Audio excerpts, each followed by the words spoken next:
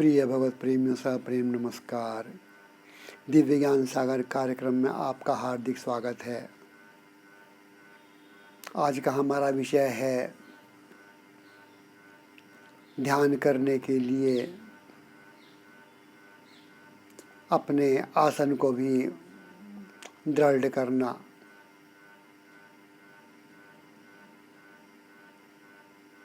दृढ़ आसन या सिद्ध आसन वही कहलाता है जिस पर शरीर व आत्मा सुखपूर्वक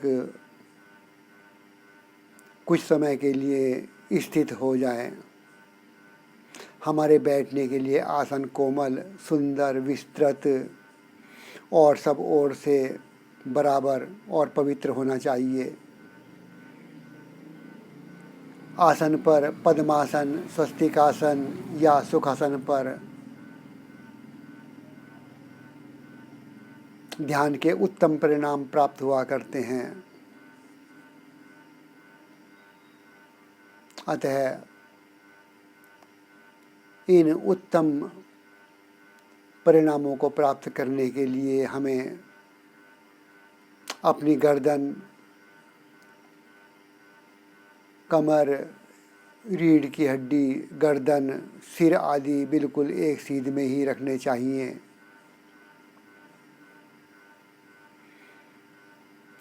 आँखों की पलकें अधिक सटी न हों।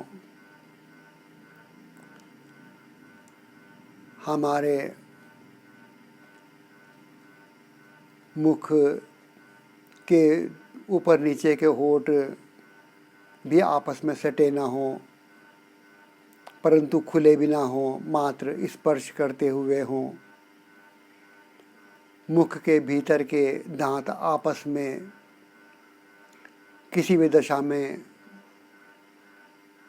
स्पर्श करते हुए नहीं होने चाहिए और हमारे मुख में जीभ अविचल अवस्था में सहज भाव में टिकी रहे।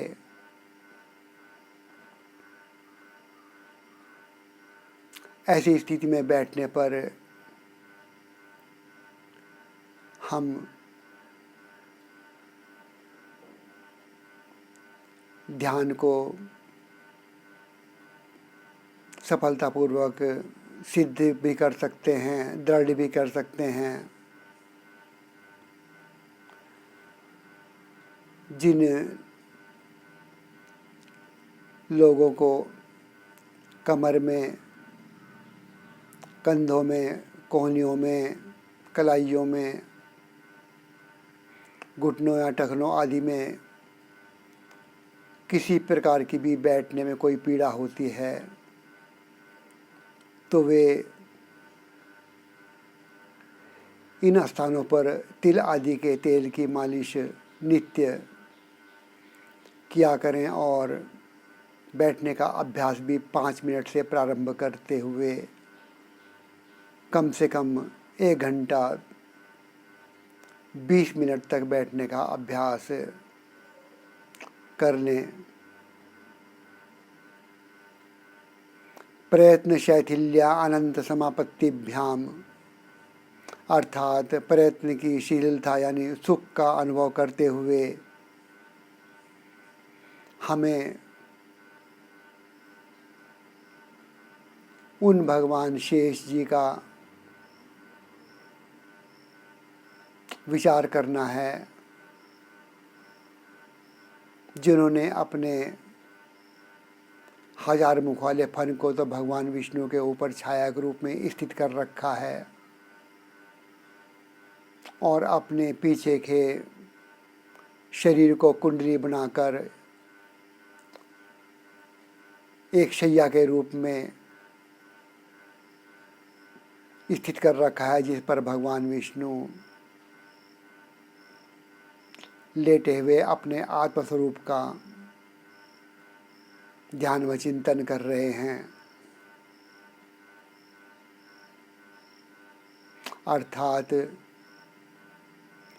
हमें ठीक उसी स्थिति में सीधे रहना है, सीधे बैठना है जिस स्थिति में भगवान शेष अपने फन के ऊपर पृथ्वी को एक सरसों के दाने के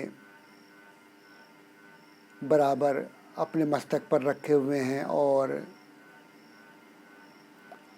उसकी ओर ध्यान गड़ाए हुए हैं, उसके ऊपर ध्यान लगाए हुए हैं कि कहीं ये लुढ़क ना जाए, हिल ना जाए, गिर ना जाए। बस उसी स्थिति में हमें बैठने का अभ्यास करना है।